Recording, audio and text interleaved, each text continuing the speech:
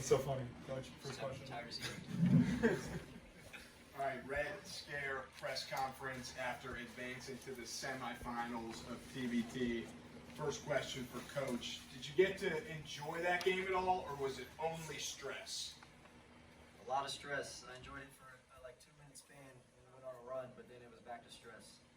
Scoochie, easy question for you. Did it feel like old times tonight?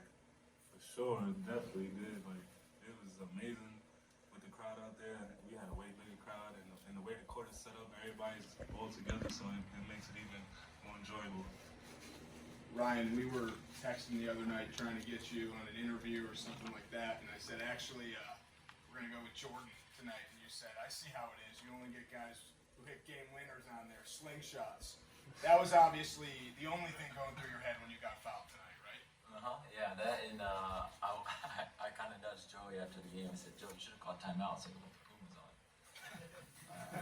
No, it was a great game. It was a awesome environment. I mean, that literally brings you back to the college days. Like, it's very awesome, and I'm so glad we got the opportunity to play here. Coach, last question for you. We heard in the locker room tomorrow is a fist fight, as you quoted. Can you elaborate on that a little bit? Yeah, we've had a chance to watch Buffalo this year and years past, and we know their guys, and we know that's what they pride themselves on. They pass out the hard hat like it's going to be a toughness game.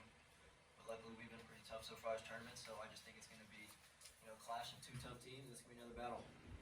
All right, Scoochie, last one for you. You and Trevor Thompson seem to got something going with your lobs and assists. Do you have what's your relationship like with him? I watched him at Ohio State, and then coming out of college, we both played together in summer league. And this past year, we both played against each other in Serbia, so it's a little bit of connection there.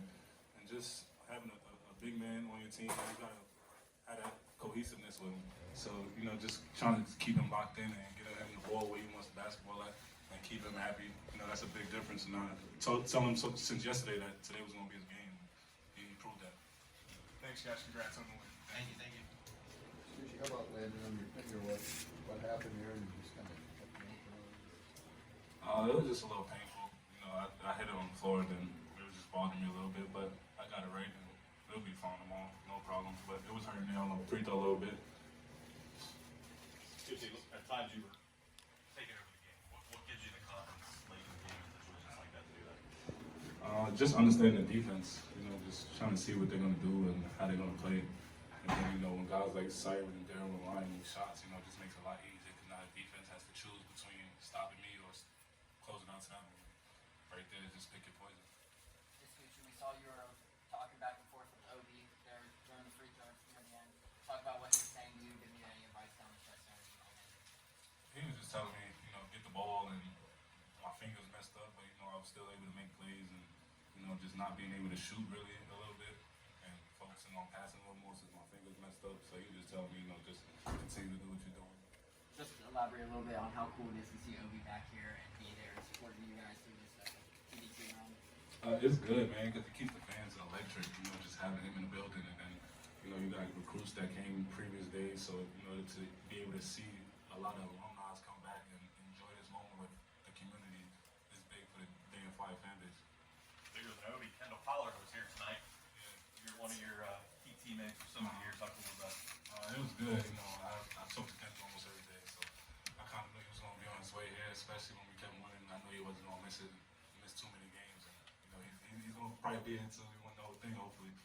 Scoochie, how about the way Mikesell stepped up today? He hit a couple big threes and got some key rebounds. I don't know just what he had for you guys. That's what he does. He's a jack of all trades. So sometimes it gets me a little upset when he just wants to shoot threes all day. And I keep trying to tell him, pump fake one time, get a layup. You see how he ended the game, pump fake, get a foul. So hopefully, that just goes into the next day. Could you guys just elaborate on what it was like to hear that environment tonight? That was probably the loudest this arena has been in quite a while. Can you just talk about what that support system meant for you guys?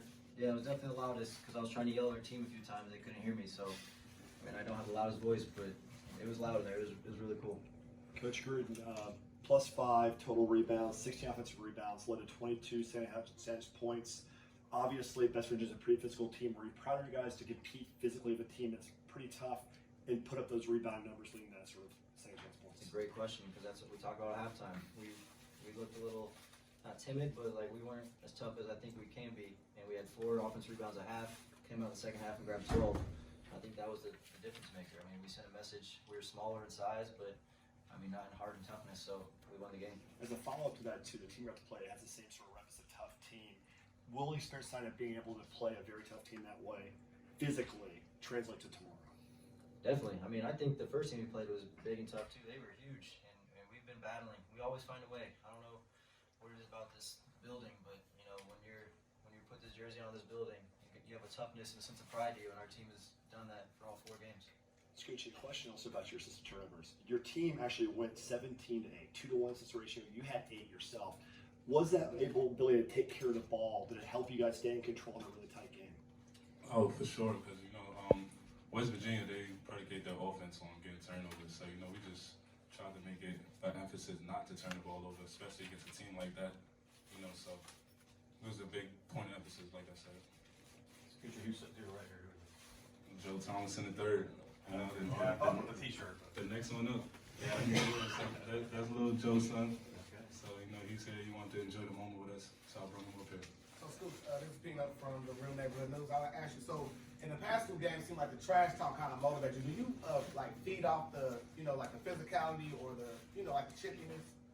A little bit, it's just part of the game, so it comes with it. But just being able to get in a rhythm and seeing my teammates hit shots and fighting for one another, that's really the biggest thing. And then everything else is a bonus. Oh, okay. Coach Drew, a question for you, Real Neighborhood News. In these last games coming up, will you tighten the lineups up? Some of the games I've watched scared me as far as plus minus with some rotations in there.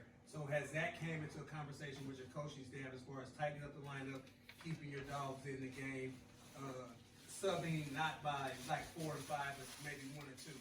Yeah, I mean, yes and no. I mean, we've gotten this far doing our thing with subbing. I think the 10 deep has really helped us at times, especially like a game like tonight and last night where they're older and we can run and keep that gas on the pedal. But at the same time, you're right. It's $1 million term. If we lose, we're done. There's no tomorrow. So, I mean, we're gonna go with a 5 who's rolling. And tonight it was, the guys out there, and tonight it might be, someone totally different. So the good thing about our team, we have so much depth.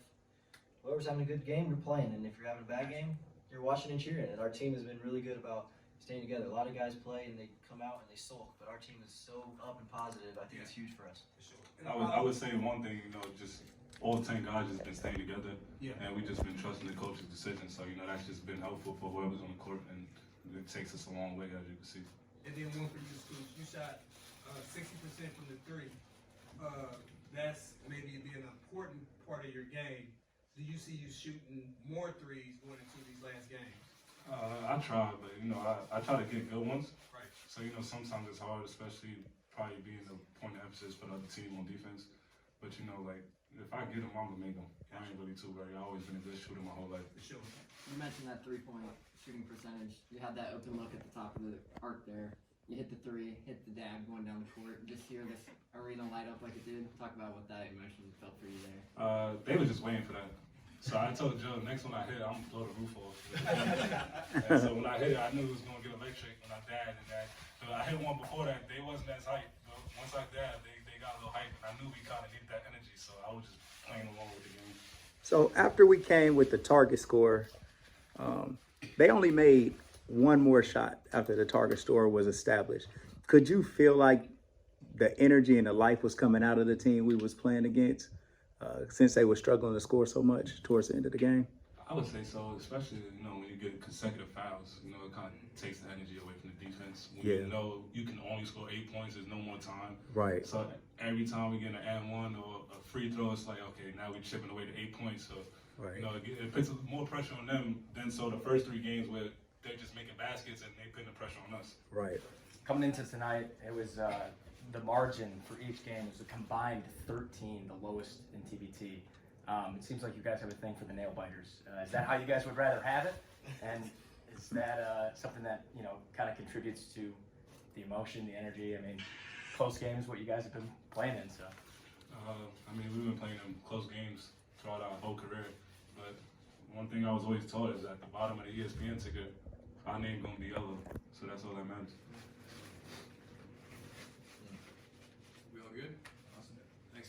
Thanks, guys. Thank you, guys.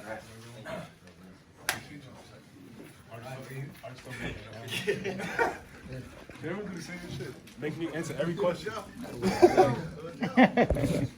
You got something to say, bro? You want some popcorn?